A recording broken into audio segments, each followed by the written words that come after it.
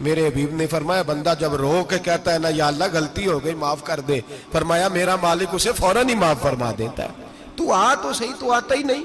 सुने बड़ी प्यारी हदीस, बड़ी खूबसूरत हदीस, कंजुल माल में दीगर कुतुब हदीस में है।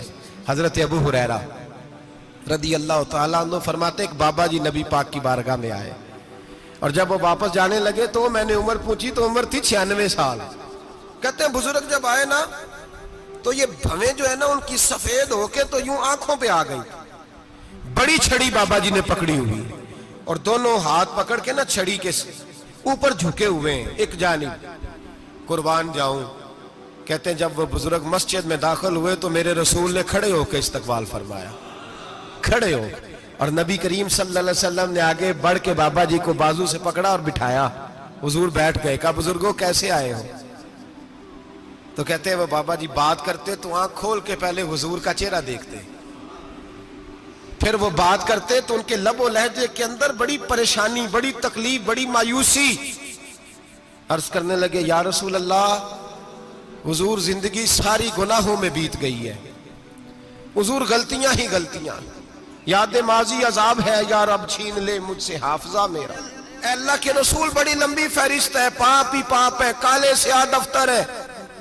या रसूल अल्लाह सल्लल्लाहु अलैहि वसल्लम जब पलट के देखता हूं हुजूर मुझे नेकी दिखाई नहीं देती। हुजूर इस उम्र में आपका एक सहाबी मिला है, उसने बात समझाई है तो थोड़ा ख्याल आया है, लेकिन या रसूल अल्लाह सल्लल्लाहु अलैहि वसल्लम अब मेरा वजूद बेकार हो गया है, हुजूर बूढ़ा हो गया हूं।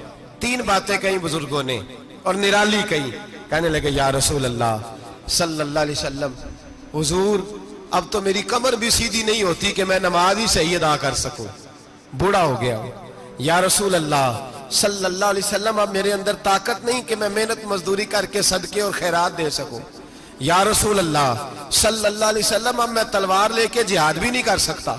हुजूर ना मैं लंबी नमाजें पढ़ सकता हूं, आका ना मैं सदकातो खैरात दे सकता हूं, महबूबा ना मैं दीन के लिए कोई जिहाद कर सकता हूं। बेकार वजूद है, बेकार बेकार वजूद को तो घर वाले बर्दाश्त नहीं करते, बच्चे दुआ करते हैं या अल्लाह अब्बा जी को पर्दा दे दे, अम्मा को पर्दा दे दे, बेकार हो गया हूं और आज आया हूं तो मुझ बेकार को मेरा रब कबूल कर लेगा। आज कलमा पढ़ूं तो बेकार हूं, किसी काम का नहीं, ना नमाज ना सदकात ना जिहाद, कबूल कर लेगा।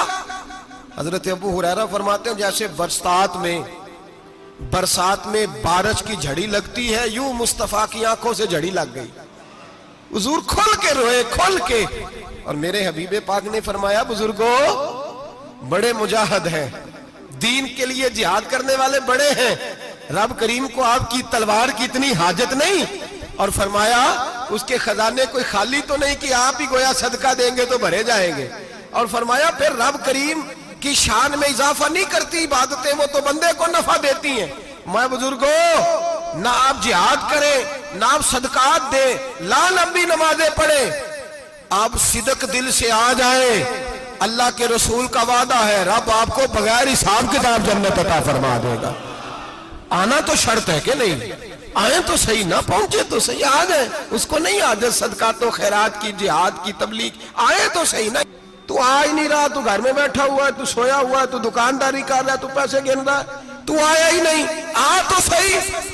बल्कि मेरे नबी पाक फरमाते हैं जब अल्लाह पाक का भागा हुआ गुलाम आता है फिर तो अल्लाह ज्यादा राजी होता है, फिर तो अल्लाह ज्यादा राजी होता है, ज्यादा राजी होता है। तू आ तो सही, पहुंच तो सही।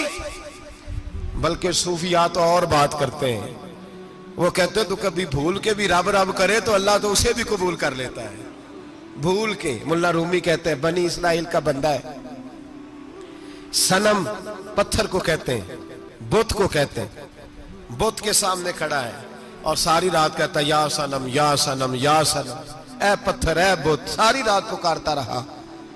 रात गहरी हो गई, नींद का गलबा थक गया, सोने के करीब आया तो गलती से मुंह से निकल गया या समद, या सनम की जगह निकल गया। रब करीम ने फरमाया जिब्रील दौड़ के जा, जो मांगता इसे दे दे। हजरत जिब्रील अर्ज करते हैं मौला भूल के तेरा नाम ले रहा है, भूल के ले रहा है, तो रब करीम ने फरमाया चल नाम तो मेरा ही ले रहा है ना, मेरा ले रहा है ना।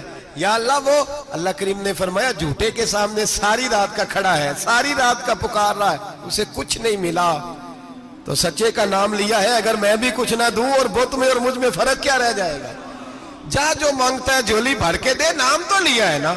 ओ भाई तू बहाना तो बनाना, ओ आ तो सही ना, तू यहां आ जा, पहुंच जा, आ जा, बस बैठ जा, उसकी बारगाह नाज में हाजिर तो हो ना। तुझे फुर्सत ही नहीं, तू यारों के लिए टाइम निकालता है, बाजारों के लिए टाइम निकालता है, गलियों के लिए टाइम निकालता है, चौकों चौराहों के लिए टाइम निकालता है, हफ्ते में एक दिन होटलिंग के लिए भी जाता है, लेकिन कभी छुप के दो नफलों की तुझे तौफीक नहीं होती। और मैं कई दफा कह चुका हूं, जिस बंदे को बगैर इबादत के रिज़्क ज्यादा मिलने लग जाए, उस पर आजमाइश होती है रब करीम की।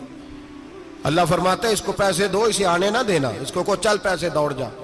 लोग समझते हैं मैं बड़ा ज़हीन हूं, अक्लमंद हूं, देखो मैं अपनी होशियारी से, चलाकी से आगे निकल गया। तो आजमाइश है, ये तो आजमाइश है रब करीम की तरफ से, ये तो उसकी खुफिया तदबीर है मेरे भाई। उसकी बारगाह नाज तक जो आ गया, आना तो हमारी जिम्मेदारी है कि नहीं, फिर उसकी रहमत आगे बढ़ के इस्तकबाल कर लेती है। और खुदा की रहमत कितनी ज्यादा है, मेरे हबीब करीम सैयद आलम सल्लल्लाहु अलैहि वसल्लम ने फरमाया अल्लाह ने अपनी रहमत के 100 हिस्से किए। कितने? हुजूर फरमाते हैं एक हिस्सा अल्लाह ने दुनिया में नाज़िल किया है। कितना? एक हिस्सा। फरमाया ये जो माँ बेटे से प्यार करती है, बाप बेटे के लिए मजदूरी करता है, जो बहन भाई के लिए रोती है, ये जो बीवी शौहर के लिए दुआ मांगती है, ये जो बच्चे माँ बाप से प्यार करते हैं, फरमाया ये उस एक रहमत का नतीजा है, एक रहमत का नतीजा। तो सहाबा कहने लगे या रसूलल्लाह वो 99 किधर है? नबी पाक ने फरमाया रब करीम ने संभाली हुई है, कयामत के दिन तुम्हें अता फरमाएगा।